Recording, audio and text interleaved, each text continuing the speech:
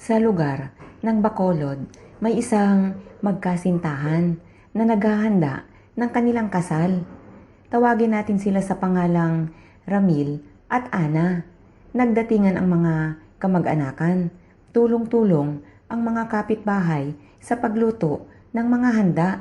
Masaya ang magkasintahan habang nakikipag-usap sa mga bisita. Ilang oras na lang at kasal na nila.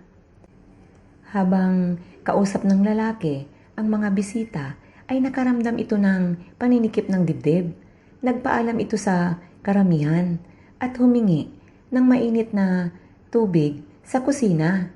Sinundan naman ito ng kanyang girlfriend at inaya ito na magpahinga muna at baka daw na-stress lang ito sa gaganaping kasal. Humiga naman ito at nakaidlip. Nagulat nang ginising siya ng kanyang kapatid. Tinanong kung bakit puro sugat ang balat nito. Parang napaso ng mainit na tubig.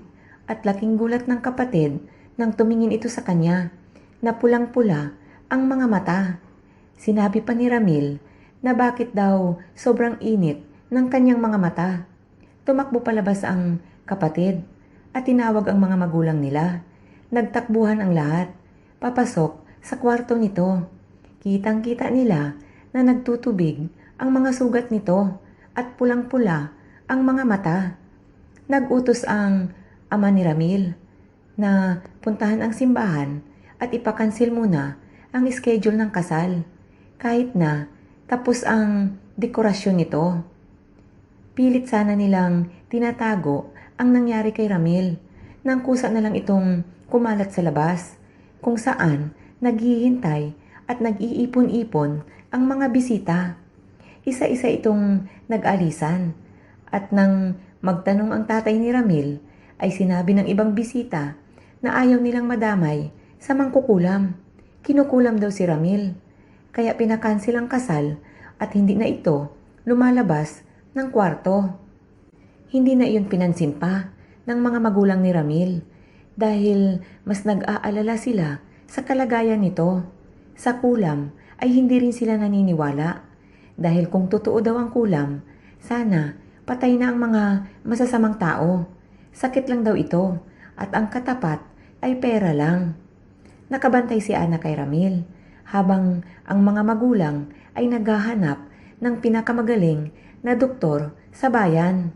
Tinititigan ni Ana si Ramil at napansin niyang nagtutuklapan ang mga sugat sa balat nito. Mukha itong nabubulok. Naisip ni Ana na kinukulam nga si Ramil at kung sino ang pwedeng gumawa nun. Maya-maya lang, may pumaradang sasakyan sa tapat. Bumaba ang mga magulang nito at may kasamang naka-uniforming puti. Isang magaling na doktor sa bayan. Nagtanong ito ng mga sintomas at sinabi nilang wala. Bigla lang sumakit ang dibdib at nagpahinga, nakaidlip at pagkagising ay may sugat na. Kumuha ng mga gamot sa kanyang bag ang doktor at kumuha din ng injection at ininjeksyonan si Ramil. Palipasin daw ang mga araw.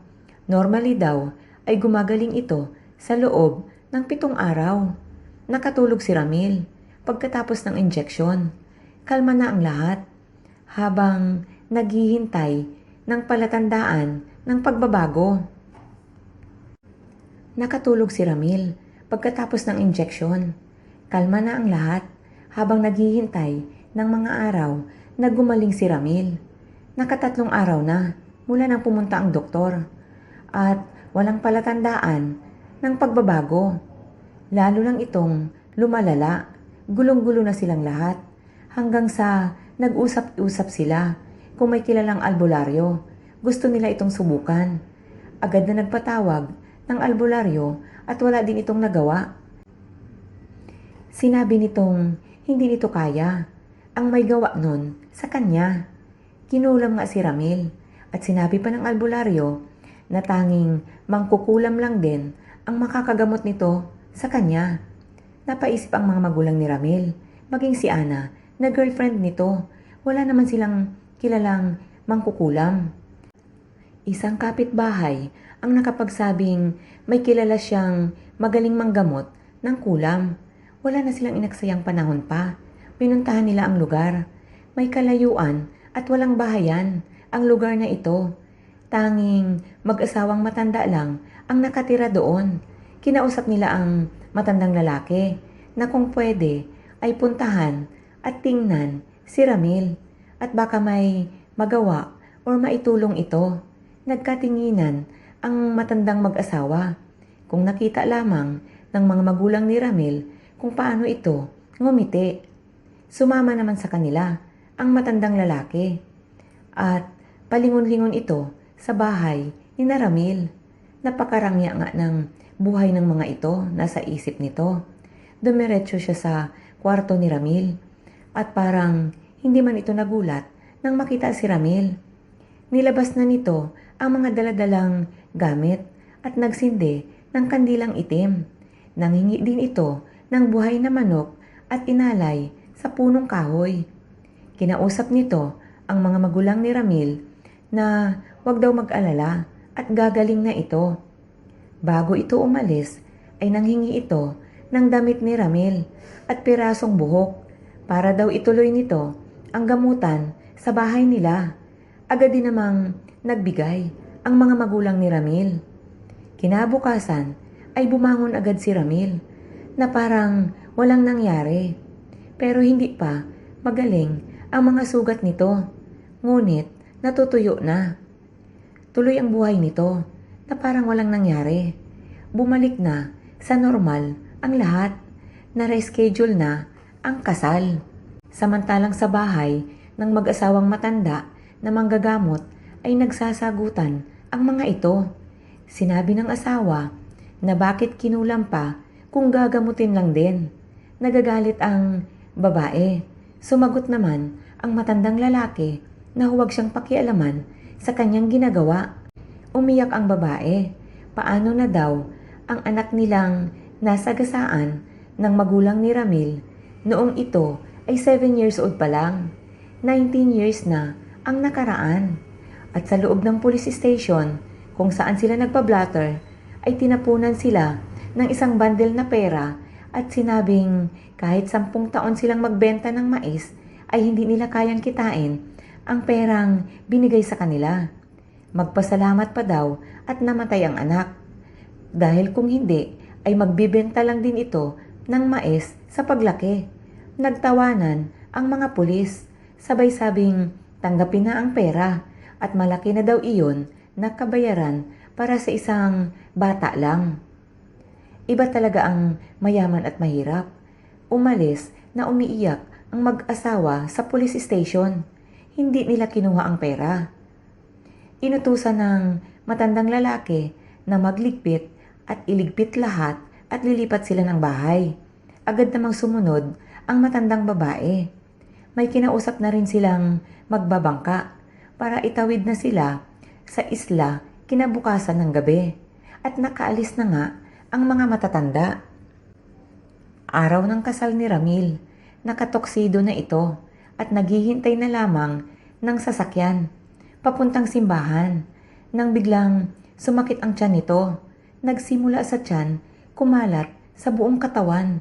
Sakit na alam niyang hindi pangkaraniwan hanggang sa nag-collapse ito at agad na isinugod ng kanyang mga magulang sa ospital. Ginawa ng doktor ang lahat ng test pero normal naman ito. Naka-life support na lang si Ramil nang biglang maaalala ng mag-asawa ang matandang manggagamot. Agad silang sumakay sa sasakyan nila papunta sa bahay ng mga ito. Saradong-sarado. Parang wala nang nakatira. Binuksan nila ang pinto. Wala nang ang tao doon. Pagpasok nila ng kusina, nakita nila ang manika nakadamit ng damit ni Ramil at may buhok ng tao na nakatusok dito. Katabi ay kandilang itim na pudpud na. Nagkatinginan ang mag-asawa. May napansin silang kulay puting papel na nakataob sa tabi ng manika. Dinampot ito ng nanay ni Ramil. May nakasulat dito na oras na mahawakan mo ang sulat na ito ay wala na ang anak mo. Kagaya din ng pagkawala ng anak namin. 19 years na ang nakaraan na hindi kayang bayaran kahit 10 bundle pa na pera. Mas na naisin naming magbenta ng mais. Ang mahalaga ay kompleto kami. May luhang napatingin ang nanay ni Ramil sa asawa nito. Pero huli na ang lahat.